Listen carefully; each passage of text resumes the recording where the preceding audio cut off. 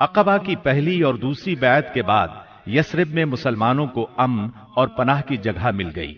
इसलिए नबी करीम सल्लल्लाहु अलैहि वसल्लम ने मक्के के मुसलमानों को इजाजत दे दी कि वो अपना वतन छोड़कर शहर मदीना हिजरत कर जाएं। मक्का में अब गिनती के चंद मुसलमान रह गए थे। नबी करीम सल्लल्लाहु अलैहि वसल्लम सैयदना अबू बकर सिद्दीक रज़ी अल्लाह अन्हु और सैयदना अली रज़ी अल्लाह अन्हु को खास अहमियत देते थे। इसीलिए कुरैश को अंदाजा था कि अब ये तीनों भी मदीने चले जाएंगे। इन्हें मुसलमानों की मदीना मुनव्वरा की तरफ हिजरत और वहां इनके इज्तिमा से अपने दीन, अपनी तिजारत और अपने वजूद के लिए भी खतरा महसूस हुआ। चुनाचे वो 26 सफर 14 नबूवत बमुताबिक 16 सितंबर 22 ईस्वी जुमेरात के दिन पहले पहर गौर खौस के लिए दारुन नदवा में जमा हुए। इस इज्तिमा में कुरैश के करीबन सभी सरदार मौजूद थे। इब्लीस भी नजद के एक शेख जलील की सूरत में इजाजत लेकर इनमें शरीक हुआ। इन सब लोगों को असल मसला पेश किया गया। सब ने अपने अपने अंदाज में और अपनी अपनी अक्ल के मुताबिक तजवीज पेश की, लेकिन हर तजवीज में कोई न कोई खामी महसूस हुई। इसलिए तमाम तजावीज रद्द कर दी गईं। अब अबू जहल ने कहा, इसके बारे में मेरी एक राय है। मैंने देखा है कि तुम अब तक इस पर नहीं पहुंचे। वो राय ये है कि हम हर कबीले से एक मजबूत साहिब नसब और बांका जवान मुंतखब करें। इनमें से हर एक को एक एक तलवार दें। इसके बाद सब के सब उस शख्स का रुख करें और उसे एक ही वार में इस तरह कत्ल करें कि सबकी तलवारें उस पर पड़े। इस तरह उसका खून सारे कबाइल में बिखर जाएगा और अब्द मनाफ सारे कबीलों से जंग नहीं कर सकेंगे। इसलिए दियत यानी खून बहा लेने पर राजी हो जाएंगे और वो हम इन्हें दे देंगे। शेख नजदी यानी इब्लीस ने फौरन कहा, ये हुई बात जो इस जवान ने कही। राय हो तो ऐसी, बाकी सब बेकार। बाकी लोगों ने भी इस राय को मंजूर किया और फिर इसकी तैयारी में लग गए।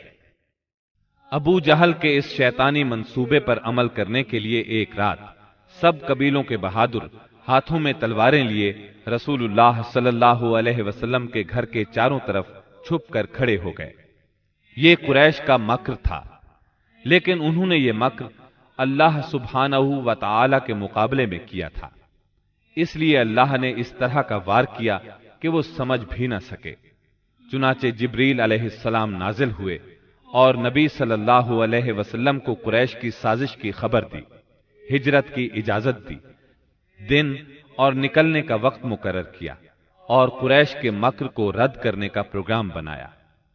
चुनाचे फरमाया, जिस बिस्तर में आप सोया करते हैं आज की रात उस बिस्तर पर न सोएं। चुनाचे उस रात आपने सैयदना अली रजी अल्लाह अन्हु को अपने बिस्तर पर सुला दिया। कुफ्फार ने आपके बिस्तर पर सैयदना अली रजी अल्लाह अन्हु को चादर ताने सोए हुए देखा तो गुमान किया कि आप सो रहे हैं। चुनाचे फख्र और गुरूर से मटकने लगे और आपकी घात में बैठ गए, ताकि जब आप उठकर बाहर निकलें तो सब आप पर टूट पड़े। उधर रसूलुल्लाह सल्लल्लाहु अलैहि वसल्लम ऐन इस हालत में कि ये लोग आपके घर को घेरे में लिए हुए थे, बाहर तशरीफ लाए। आप उस वक्त सूरह यासीन की आयत 9 तिलावत फरमा रहे थे। वजअलना मिन बैनि ऐदीहिम सद्दन व मिन खल्फिहिम सद्दन फअग़शयनाहुम फहुम ला युबसिरून। हमने उनके आगे रुकावट खड़ी कर दी और उनके पीछे रुकावट खड़ी कर दी, बस हमने उन्हें ढांक लिया और वो देख नहीं रहे हैं। चुनाचे अल्लाह ताला ने उनकी निगाहें पकड़ लीं और वो आपका कतन एहसास न कर सके। इसके बाद आप अपने घर से उसी वक्त अबू बकर सिद्दीक रजी अल्लाह अन्हु के घर तशरीफ ले गए और उन्हें अल्लाह के हुक्म की खबर दी। अबू बकर सिद्दीक रजी अल्लाह अन्हु पहले ही हिजरत के लिए तैयार थे। चुनाचे उन्होंने अपना तमाम असासा 6000 दिरहम और सत्तुओं का थैला लिया और मकान की एक खिड़की से निकलकर दोनों हजरात ने यमन का रुख किया और फजर की पौ फटने से पहले सौर नामी पहाड़ के एक गार तक जा पहुंचे। कोहे सौर मक्का मुअज़्ज़मा से 5 मील दूर जनूब मगरिब में वाक़े है। اس ویران پہاڑ میں ایک تنگ غار ہے، یہ غار سور کے نام سے مشہور ہے۔ یہ غار اب تک موجود ہے، مکے سے مدینہ شمال کی طرف ہے۔ قریش کا خیال تھا کہ آپ نے اپنا سفر شمال ہی کی طرف کیا ہوگا، لیکن آپ اپنے سفر کا آغاز مخالف سمت سے کر کے غار سور میں جا پہنچے۔ ابو بکر صدیق رضی اللہ عنہ بھی آپ کے ساتھ تھے، اس لیے انہیں یار غار کہا جاتا ہے۔ رسول اللہ صلی اللہ علیہ وسلم اپنے یار غار کے ساتھ 3 دن اور 3 راتیں غار سور میں رہے۔ رات کی تاریکی میں سیدنا ابو بکر صدیق رضی اللہ عنہ کے فرزند سیدنا عبداللہ بن ابی بکر رضی اللہ عنہ دشمنوں کی سرگرمیوں کی اطلاعات پہنچاتے رہے۔ ادھر سیدنا ابو بکر صدیق رضی اللہ عنہ کے غلام عامر بن فہیرہ بکریاں چراتے رہتے، اور جب رات کا ایک حصہ گزر جاتا تو ان بکریوں کو لے کر ان کے پاس پہنچ جاتے۔ اس طرح دونوں حضرات دودھ نوش فرما لیتے۔ پھر صبح سویرے ہی عامر بن فہیرہ بکریاں ہانک کر چل دیتے، اور وہ بکریوں کو عبداللہ بن ابی بکر رضی اللہ عنہ کے قدموں کے نشانات پر سے لے جاتے تاکہ وہ نشانات مٹ جائیں۔ باقی رہے قریش تو ان کے جوان رسول اللہ صلی اللہ علیہ وسلم کے اٹھنے کے انتظار میں گھر کو گھیرے بیٹھے رہے، یہاں تک کہ صبح ہو گئی۔ صبح ہونے پر جب سیدنا علی رضی اللہ عنہ آپ کے بستر سے اٹھے تو قریش کے ہوش اڑ گئے۔ انہوں نے سیدنا علی رضی اللہ عنہ سے آپ کے بارے میں پوچھا تو انہوں نے جواب دیا، مجھے علم نہیں۔ اس پر انہوں نے سیدنا علی رضی اللہ عنہ کو مارا اور گھسیٹ کر خانہ کعبہ تک لے گئے۔ کچھ دیر قید رکھا، پھر جب محسوس کیا کہ انہیں قید میں رکھنے کا کوئی فائدہ نہیں تو چھوڑ دیا۔ اس کے بعد یہ لوگ سیدنا صدیق اکبر رضی اللہ عنہ کے گھر آئے۔ ان کی صاحبزادی سیدہ اسماء رضی اللہ عنہا سے ان کے بارے میں پوچھا۔ انہوں نے فرمایا، مجھے معلوم نہیں۔ اس پر خبیث ابو جہل نے ان کے رخسار پر اس زور کا تماچا مارا کہ کان کی بالی گر گئی۔ پھر انہوں نے ہر طرف آپ کی تلاش شروع کر دی اور یہ اعلان بھی کیا، جو کوئی ان دونوں کو زندہ یا مردہ حاضر کرے اسے ہر ایک کے بدلے 100 اونٹ انعام میں دیے جائیں گے۔ اس طرح بہت سے لوگ انعام کے لالچ میں نکل کھڑے ہوئے۔ کچھ تلاش کرنے والے غار سور تک بھی جا پہنچے۔ وہ غار کے اس قدر نزدیک پہنچ گئے کہ اگر جھک کر نیچے دیکھ لیتے تو انہیں دیکھ لیتے۔ یہ صورتحال دیکھ کر سیدنا ابو بکر صدیق رضی اللہ عنہ فکر مند ہوئے۔ آپ صلی اللہ علیہ وسلم نے انہیں غمزدہ دیکھ کر فرمایا، ابو بکر، ایسے 2 آدمیوں کے بارے میں کیا خیال ہے جن کا تیسرا اللہ ہو؟ غم نہ کرو، یقیناً اللہ ہمارے ساتھ ہے۔ اس واقعے کا ذکر سورہ توبہ کی آیت 40 میں آیا ہے۔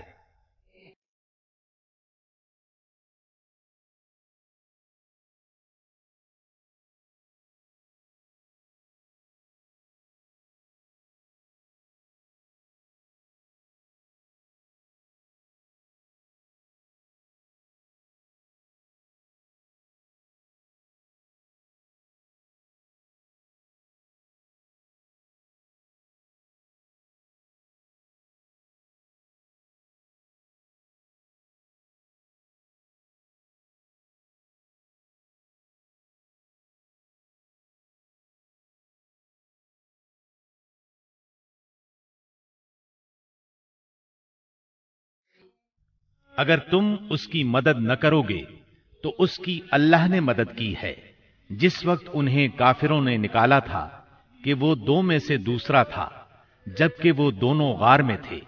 جب وہ اپنے ساتھی سے کہہ رہے تھے کہ تو غم نہ کر، اللہ ہمارے ساتھ ہے، پھر اللہ نے اپنی طرف سے تسکین نازل فرما کر ان لشکروں سے اس کی مدد کی جنہیں تم نے دیکھا ہی نہیں۔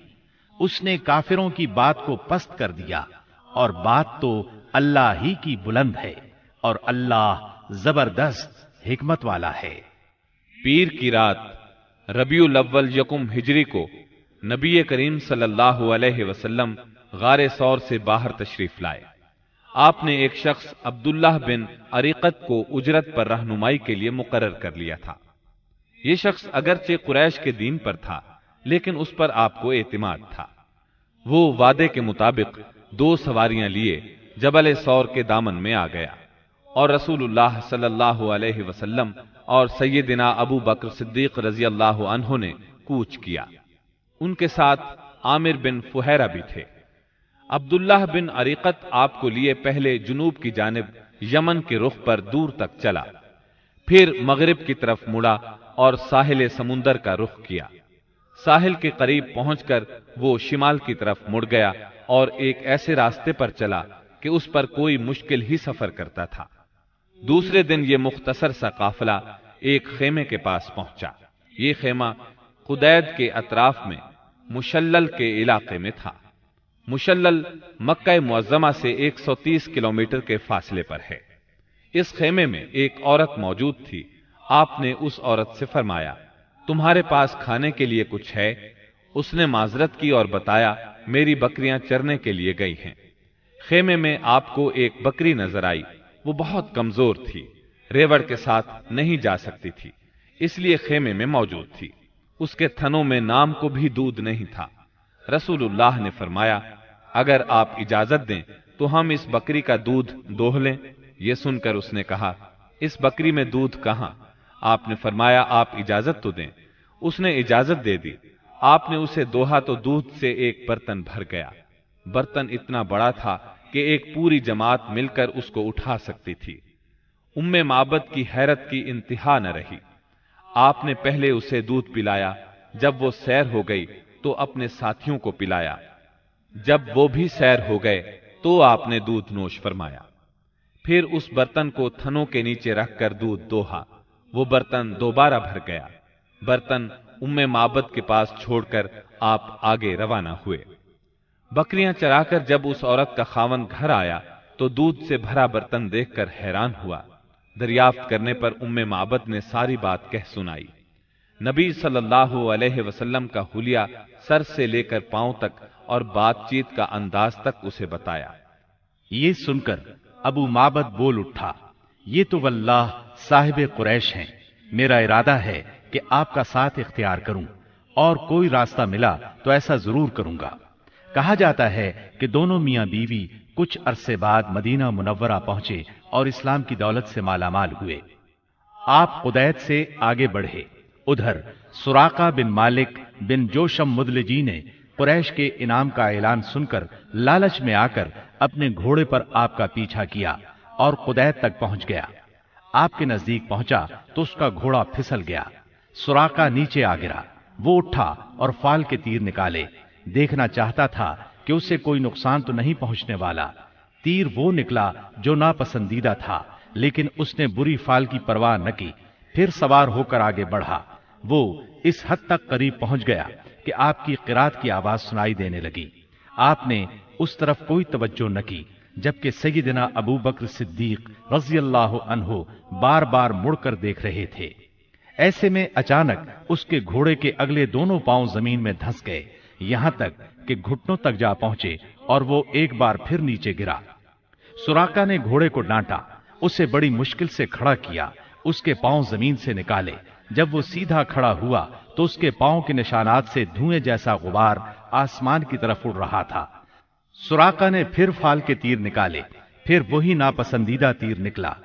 اس سے اس پر زبردست خوف اور روب طاری ہو گیا اور اسے یقین ہو گیا کہ رسول اللہ صلی اللہ علیہ وسلم کا معاملہ غالب آ کر رہے گا۔ چنانچہ وہ پکار اٹھا، مجھے امان دی جائے۔ آپ صلی اللہ علیہ وسلم اور آپ کے ساتھی ٹھہر گئے۔ یہ آپ کے نزدیک چلا آیا اور بتلایا کہ قریش نے کیا طے کیا ہے اور وہ خود کس ارادے سے آیا تھا۔ پھر اس نے سامان سفر اور مال کی پیشکش کی۔ آپ نے کچھ لینے سے انکار فرمایا، البتہ اس سے فرمایا، تم ہمارے بارے میں کسی کو نہ بتانا۔ سراقہ نے پروانہ امن کا مطالبہ کیا۔ آپ نے عامر بن فہیرہ کو حکم دیا اور انہوں نے چمڑے پر لکھ دیا۔ پھر سراقہ وہاں سے واپس پلٹا اور جو کوئی آپ کی تلاش میں ملا اس سے کہتا گیا، میں اس طرف کی کھوج لے چکا ہوں، یہاں تمہارا جو کام تھا میں کر چکا ہوں۔ اس طرح تلاش کرنے والے اس راستے پر آگے نہ بڑھ سکے، واپس لوٹتے چلے گئے۔ راستے میں رسول اللہ صلی اللہ علیہ وسلم کو بریدہ بن حسیب اسلمی ملے۔ یہ اپنی قوم کے سردار تھے۔ قریش نے جس زبردست انعام کا اعلان کر رکھا تھا، اسی کے لالچ میں نبی صلی اللہ علیہ وسلم اور سیدنا ابو بکر صدیق رضی اللہ عنہ کی تلاش میں نکلے تھے، لیکن جب رسول اللہ صلی اللہ علیہ وسلم سے سامنا ہوا اور بات چیت ہوئی تو نقد دل دے بیٹھے اور اپنی قوم کے 70 آدمیوں سمیت وہیں مسلمان ہو گئے۔